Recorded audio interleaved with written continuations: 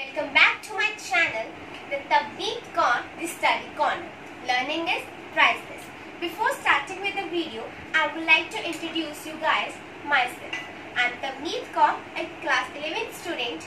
So let's go on to start our video. First of all, let me explain you the term accountancy. The subject name is also accountancy. So think about a businessman.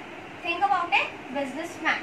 In one day, a businessman can do numerous transactions. वो बहुत सारे transactions करता है, like sale, purchase, profit loss, profit margin को add up करना, credit sale करना, credit purchase करना. Now you guys might be thinking that what actually the word credit means. Credit means उधार में जब आप किसी से सामान खरीदते हो तो उसको कहते हैं क्रेडिट से परचेज, एंड जब आप किसी को उधार में सामान बेचते हो तब उसको बोलते हैं क्रेडिट सेल. अब थिंक कि आपने किसी एक पर्सन है एक्स, राम एक पर्सन है, आपने उसको क्रेडिट में 5000 की चीज बेची. क्या आपको 2 महीने का 2-3 दिनों बाद आपको याद रहेगा? ऑब्वियसली नहीं. तो उन सभी को रिकॉर्ड रखते हैं, हम उन सबका क्या बनाते हैं? रिकॉर्ड्स बनाते हैं, और इन्हीं रिकॉर्ड्स को हम बोलते हैं accounts. These records are called as accounts. और इसी प्रोसेस को बोला जाता है accounting, which we do in accountancy. So I have written here equation which is why accounting. Accounting तो आपको पता चल गया. Now it is written why. क्यों करते हैं? Answer is also given in my explanation. That is accounting हम इसलिए करते हैं ताकि हम records बना सकें, and at the end last में साल के बाद 1 ईयर के बाद हम ये देख सकते हैं कि हमारे प्रॉफिट हुआ है बिजनेस को कि लॉस. तो प्रॉफिट और लॉस को चेक करने के लिए जो हम रिकॉर्ड्स बनाते हैं उनको बोला जाता है अकाउंटिंग. और अकाउंटिंग इसलिए की जाती है ताकि हम प्रॉफिट्स एंड लॉस को देख सकें और अपने बिजनेस को हमने एक्सपैंड करना है कि बंद करना है वो हम जज कर सकें, डिसीजन ले सकें. So let's begin with the accounting meaning. Accounting is a systematic process. मतलब कि सिस्टम में प्रोसेस चलता है, ये नहीं कि कभी पहले मेजर कर लो फिर कम्युनिकेट, ऐसा तो कुछ नहीं होगा. एक सिस्टम बना हुआ है, वो है of identifying, measuring, recording, classifying, summarising, interpreting and communicating the financial data to the users. Now you might be thinking what actually are identifying, measuring, recording, classifying and all this terms means. Identifying means to identify. अब तुम्हारे business में बहुत सारे transactions हैं, कुछ तो economic होगी और कुछ नॉन इकोनॉमिक. इकोनॉमिक मतलब कि जो मनी के साथ रिलेट करती है, और नॉन इकोनॉमिक वो होती है जो सिर्फ वेलफेयर के लिए या फिर सिर्फ सिंपैथी के लिए हम यूज करते हैं. ठीक है. अब जो तो ट्रांजेक्शन्स तुम्हारी मनी में है, मतलब कि पैसों में हम काउंट कर सकते हैं, उनको सिर्फ रिकॉर्ड करना है. जैसे सपोज कर लो एक वर्कर की सैलरी है, पैसों में काउंट हो रही है, उसको हम रिकॉर्ड करेंगे. बट वर्कर की ऑनेस्टी, वर्कर की लॉयल्टी, वर्कर की हार्ड वर्किंग, क्या हम उसको रिकॉर्ड करेंगे? नहीं. क्यों? क्योंकि वो हम उसको मनी में नहीं कर सकते, और अकाउंट्स में तो हमने सिर्फ मनी के साथ ही खेलना है. So let's consider about measuring. Measuring मतलब कि कितनी है उसको रुपीज में मेजर करना, कि वो 10,000 है, 10 लाख है, कितना है उसको मेजर करना. रिकॉर्डिंग मतलब कि उसका एक सिस्टमैटिक रिकॉर्ड्स बनाना, सेल का अलग, परचेजेस का अलग. क्लासिफाइंग करना मतलब कि अब सपोज कर लो एक पर्सन है राम, जिसने मेरे साथ 7 ट्रांजेक्शन्स किए. उनमें से 3 ट्रांजेक्शन तो सेल है, बट 4 ट्रांजेक्शन परचेजेस वाली है. तो परचेजेस वालों को मैं अलग रिकॉर्ड बनाऊंगी और सेल वालों का अलग रिकॉर्ड बनेगा, ताकि हम इजिली क्लासीफाई कर सके कि उसके साथ हमारी कितनी सेल्स हुई हैं, कितनी परचेजेस हुई हैं. Next comes out summarising. Summarising मतलब कि समराइज करके लिखना. अब सपोज कर लो कि let's take the same example of Ram, कि राम के साथ जो मेरी 3 सपोज कर लो सिर्फ 3 ट्रांजेक्शन्स हुई हैं, और 3 ट्रांजेक्शन्स में से उसने मेरे से 200 का पहले सामान खरीदा, फिर 200 का खरीदा, फिर 200 का खरीदा. टोटल उसने मेरे से 600 का सामान खरीदा. ठीक है. उसने मेरे से 600 का सामान खरीदा, जिसमें से वो मुझे हर बार 100-100 रुपये लिए, देता भी रहा। तो मतलब उसने मेरे को 300 रुपये दे भी दिए। अब उसने मेरे को अब कितने देने, उसने मेरे को 600 देना था, 300 दे चुके, कितना देना है, आउटकम आया 300, तो उसने मुझे 300 रुपीज देना है। इसको हम समराइज करके जब लिखते हैं ना, उसी को बोलते हैं समराइज। नेक्स्ट हम इंटरप्रेटिंग। इंटरप्रेटिंग मतलब कि उसको प्रॉपरली एनालाइज करना, उसको प्रॉपरली देखना, उसकी जांच करनी और बाद में एक मीनिंगफुल जजमेंट और डिसीजन निकालना। नेक्स्ट हम communicating. Communicating is the most important. Now also मैं आपके साथ कम्युनिकेट ही करती हूँ, आप most important topic. Let's discuss about this. Communication मतलब कि अब सपोज कर लो कि तुमने, अगर सपोज करो तुमने, आपके बिजनेस ने बैंक से लोन लेना है, बैंक से लोन लेना है, तो क्या तुम्हें क्या लगता है बैंक वाले तुम्हें पैसे ही लोन दे देंगे? बिल्कुल नहीं। वो आपके रिकॉर्ड्स, वो आपके अकाउंट्स को चेक करेंगे कि वो तुम्हारे रिकॉर्ड्स को चेक करेंगे कि हम इंसॉल्वेंट है कि सॉल्वेंट। अब आप सोचोगे what is solvent and what is insolvent. This I will explain you in chapter 2। अभी के लिए आप इतना याद रख लो कि सॉल्वेंट वो होता है जो हमें पैसा दे देता है, और इंसॉल्वेंट वो होता है जो अपने डेट्स को नहीं पे कर पाता। सो बैंक वाले, जो बैंक के होंगे, बैंक अथॉरिटीज, हमें लोन देने से पहले हमारा रिकॉर्ड, हमारा पूरा सिस्टमैटिक अकाउंट्स को चेक करेंगे और फिर वो जज करेंगे कि हाँ, क्या हम उनको पैसा वापस कर सकते हैं, और अगर उनको लगेगा कि हम कम पैसा वापस कर सकते हैं तो वो हमें कम लोन देंगे। तो it all depends upon our records, it all depends upon our accounts. Accounts is a book of books in which we record all the transactions. So communicating the financial data. Communicating the financial data. Financial मतलब कि economic, जो पैसा है, ठीक है। Financial मतलब कि money. Financial data to the users. अब यूजर्स कौन? एक तो मैंने पहले बता दी, बैंक वाले भी हमारे यूजर्स हैं। और अगर सपोज करो तुम्हारा बिजनेस प्रोप्राइटर है, पार्टनरशिप बिजनेस है, प्रोप्राइटर बिजनेस नहीं है, तो पार्टनरशिप में क्या होता है, आपको बहुत सारे पार्टनर्स आते हैं आपके साथ पैसे इन्वेस्ट करने में, तो वो भी तो देखेंगे ना कि हमें हमारा शेयर बाद में मिलेगा कि नहीं। वो भी यूजर्स है, वर्कर्स यूजर्स है, हमारे बोर्ड ऑफ मैनेजमेंट हमारे यूजर्स हैं। तो ऐसे बहुत सारे यूजर्स होते हैं, और यूजर्स की भी दो कैटेगरी होती है, internal and external. We'll do this further. Now let's discuss about the characteristics of accounting.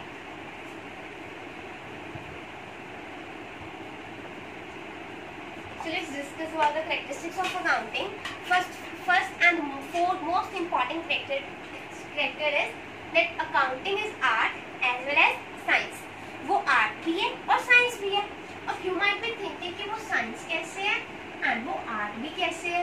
अब तुम्हें इतना पता है, पढ़ते आए हो 10th तक, साइंस तो 10th तक सबने पढ़ी है कि साइंस में क्या होता है, कुछ प्रिंसिपल्स होते हैं जो यूनिवर्सल है, सभी को फॉलो करने ही पड़ेंगे। अब इन प्रिंसिपल्स बेस्ड है, हमारे अकाउंट्स में कुछ प्रिंसिपल्स भी होते हैं which we are gonna to study chapter number 3, ठीक है। सो प्रिंसिपल्स होते हैं हमारे अकाउंट्स में, जिसके कारण हम उसको साइंस बोला जाता है। For example, take an example of H2O। अब तुम्हें पता है कि H2O वाटर का फॉर्मूला है ना, और ये बचपन से हम यही पढ़ते आए हैं फ्रॉम स्टैंडर्ड 5 टू स्टैंडर्ड 10, एंड आने वाले सालों में भी ये चेंज नहीं होगा, because it is principle and it is universal. वैसे जो अकाउंट्स में प्रिंसिपल्स होते हैं वो भी यूनिवर्सल है, वो भी चेंज नहीं होने वाले, वो भी रिजिड है, फ्लेक्सिबल है, जिसके कारण हम इसको साइंस बोलते हैं। और आर्ट, अब चैप्टर नंबर 3 में हम पढ़ेंगे कि कुछ मेथड्स होते हैं जिसके कारण हम अपने अकाउंट्स को निकाल सकते हैं। कुछ मेथड्स होते हैं जिनको हम अडॉप्ट करके अपने रिकॉर्ड्स बनाते हैं, बैलेंस शीट बनाते हैं at the end of the year. तो वो जो मेथड्स हैं, क्या वो सभी सेम मेथड्स यूज करेंगे? अब सपोज करो आर्ट में भी हम यही करते हैं, किसी का मन लैंडस्केप में है तो वो लैंडस्केप बनाएगा, किसी का मन कुछ और करने में तो वो कुछ और करेगा। द सेम वे इसमें भी जिसका जो मन है, जो मेथड अडॉप्ट करना चाहता है, वो मेथड अडॉप्ट कर सकते हैं, जिसके कारण हम अकाउंट्स को आर्ट बोलते हैं। Next comes the financial transactions. Financial, I already mention that it is related to money. जो भी मैंने आपको बताया वो सब मनी के रिलेटेड था, sale, purchase, profit, loss, it is all about related to money. So accounts में हम सिर्फ फाइनेंशियल ट्रांजेक्शन्स को ध्यान में रखते हैं, जो पैसों के टर्म्स में हम मेजर कर सकते हैं, आइडेंटिफाई कर सकते हैं. Loyalty, hard work, honesty, this are not recorded in accounts. Next comes our recording. ठीक है गाइस. सो रिकॉर्डिंग मतलब कि सिर्फ उन्हीं ट्रांजेक्शन्स को रिकॉर्ड करना है जो मनी में मेजर हो सकते हैं, जो मनी में आइडेंटिफाई हो सकते हैं. अब इसका एक most important example I am gonna to give you. अब सपोज कर लो, हाँ ये ले लो कोविड-19. अभी कोरोना चल रहा है, जैसे पेंडेमिक है, हमारा पूरा कंट्री पेंडेमिक में है, तो क्या सभी काम अच्छे से चल रहा है? नहीं. उस बहुत सारे बिजनेसमैन को, बहुत सारे सर्विसमैन को लॉस हुआ है, बट क्या हम उसको रिकॉर्ड कर सकते हैं? नहीं, क्योंकि हमें नहीं पता हमारा कितने रुपीस का, कितने रुपीस का लॉस हो रहा है, हमें नहीं पता है ना. तो इसको हम रिकॉर्ड नहीं कर सकते. बट अगर हम ये बोले कि किसी की एक पर्सन की कंपनी है, एक्स की कंपनी है, और उसकी कंपनी में फायर लगे, आग लगे, और उसने बता दिया कि उसका 50,000 का नुकसान हुआ, तो हम इसको रिकॉर्ड करेंगे कि हाँ हमारा एक्स की कंपनी में फायर, आग लगी, जिसके कारण उसको 50,000 का नुकसान हुआ. बट यहाँ पे जो कोविड-19 इसके कारण जो नुकसान हुआ है, इसको हम नहीं रिकॉर्ड कर सकते, because we can not measure them in money. In terms of money हम उनको मेजर नहीं कर सकते. बट अगर हम बात करें इस 50,000 की, we can measure them in the terms of money. Next comes our classifying. Classifying is same what I have said over here. I will explain you again. Classifying मतलब कि उसको क्लासिफाई करना कि सेल की अलग रिकॉर्ड्स बनाने हैं, purchase के अलग, जो प्रॉफिट हुआ उसके अलग, जो इनकम कमाई उसके अलग, लॉस के अलग. So it is all about maintaining the records, separate records, separate records is classified. Next comes summarizing. Summarizing is all about what I have said over here. I explain again.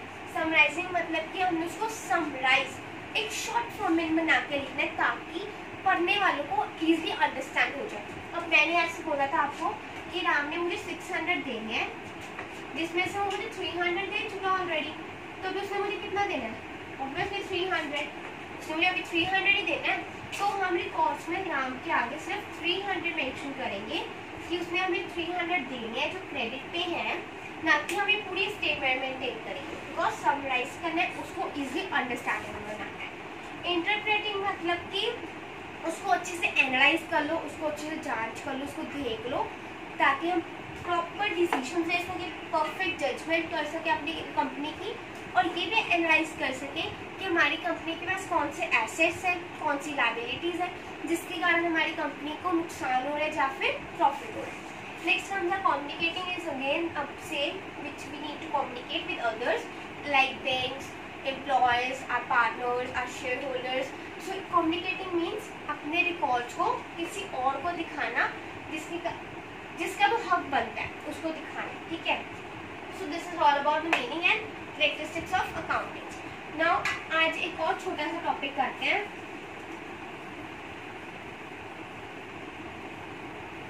Let's do one last topic of accounting chapter first, and the name of that topic is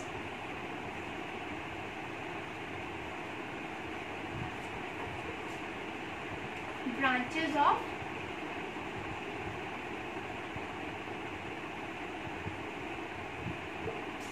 accounting. Branches of accounting. Branches मतलब कि आप यहाँ पे types या फिर kind भी समझ सकते हो. Is one and same thing. Branches, types and kinds is one and the same thing. So वैसे तो अकाउंटिंग के 5 टाइप्स होते हैं, बट हमारी बुक में till 11th we are only about to study 3 concepts, 3 branches, 3 types. So I am going to tell you the same. The first is financial cost accounting, get financial accounting. And the last and the most advanced is management. Management accounting. Those who want to know these topics can note it down. So first of all, let's study about financial accounting. Financial accounting is all about जो अभी हमने पढ़ा है, meaning और प्रैक्टिस्टिक्स में जो भी हमने पढ़ा है related to finance. Financial transaction एक मैंने कैरेक्टरिस्टिक लिखा था सेकंड नंबर पे. The same is about the financial accounting. इसमें भी हमने सिर्फ उनके बारे में बात करनी है which is related to finance और you can say money. Finance और मनी. इसमें हम जैसे यू कैन से लाइक हम इसमें क्या रिकॉर्ड करेंगे, सेल्स जो पैसे में हुई है, परचेजेस जो हमने खरीदे हैं, ऑब्वियसली पैसों में ही खरीदा होगा क्योंकि बार्टर सिस्टम तो कब का बंद हो चुका है. सेल्स परचेजेस इसमें हम इनके आगे हम क्रेडिट भी लगा सकते हैं. क्रेडिट वैसे तो अभी हमें पैसा मिलना नहीं होता, मिलना होता है, बट वैसे it is a financial accounting because it is related to finance और you can say money. Next we can write over here profit loss और इसको चेक करने के लिए कि हम प्रॉफिट्स हुए हैं और क्या हमें लॉसेस हुए हैं. इसको एक और नाम से जाना जाता है, वो है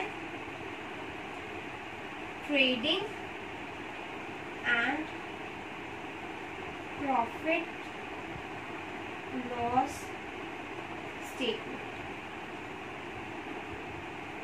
it is another name of income statement. को एक और नाम से जाना जाता है, वो है trading and profit and loss statement. Next समझा कॉस्ट अकाउंटिंग. इसका जैसे नेम से पता चल रहा था फाइनेंशियल मतलब फाइनेंस रिलेटेड टू मनी से कॉस्ट मतलब कि पैसा. अब आपको भी यहाँ पे भी तो पैसे था, बट यहाँ पे था पूरे साल का. आई हैव रिटन हुए ना 1 ईयर, पूरे साल के बाद का निकाला जाता है, बट यहाँ पे पर यूनिट का. Let's take an example. Market example ले लेते हैं. It is written it is of 25 rupees MRP. ठीक है. सो कॉस्ट अकाउंटिंग में क्या होता है, हम पर यूनिट की कॉस्ट निकालते हैं. ठीक है. अब होलसेल वाले तो इसको इकट्ठे बंडल में बेच या बल्क में, बट रिटेल वाले क्या करेंगे, इसको पर यूनिट निकालेंगे. इसके पर यूनिट कॉस्ट पे हमें ये सामान बेचेंगे.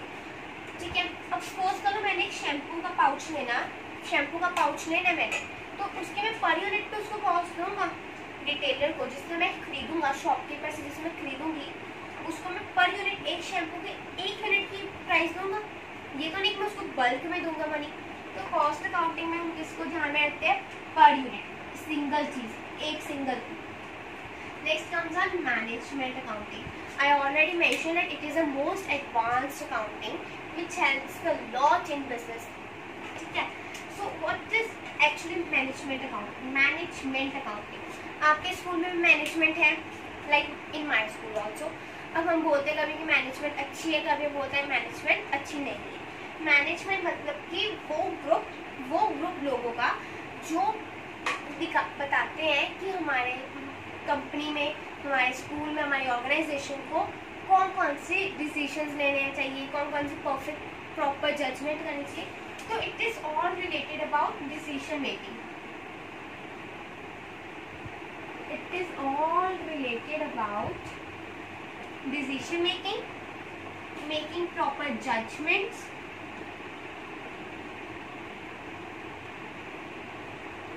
making proper judgments. So, if you like the video, hit the like button, subscribe my channel Tavneet Kaur the Study Corner. Share it with your friends. Comment me in the comment section your doubts. I'll try to reply soon. तब तक के लिए stay home, stay safe. Bye bye.